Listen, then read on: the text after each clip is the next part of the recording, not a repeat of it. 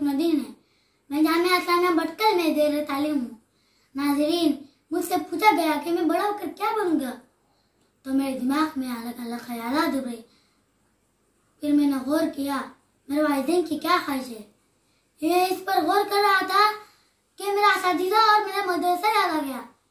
कि मैंने सोचा मेरे वालिदैन की ख्वाहिश ये है कि मैं बड़ा होकर आलिम दीन बनूं और हाफिज़ कुरान बनूं और इस्लाम की रोशनी को इस सारी दुनिया में रोशन करूं। मेरी जिंदगी का मकसद तेरे दीन की तरफ राजी, मेरी जिंदगी का मकसद तेरे दीन की तरफ राजी, मैं इसीलिए मुसलमान, मैं इसीलिए नमाजी। नाज़रीन, मैं बड़ा होकर अपने वालिदैन की ख्वाहिश के मुताबिक एक आलिम दीन और हाफिज़ कुरान बनूंगा और पढ़ लिख कर औरों का रहबर बनूंगा। नाज़रीन, आप भी मेरी अगली तालीमी मराहिल की आसानी के लिए दुआ करें। आमीन। मुझे एक नन्हा सा बच्चा न समझो, मुझे इस कदर भोला भाला न समझो, मुझे खेलने का शैतान न समझो। समझते हो ऐसा तो ऐसा न समझो।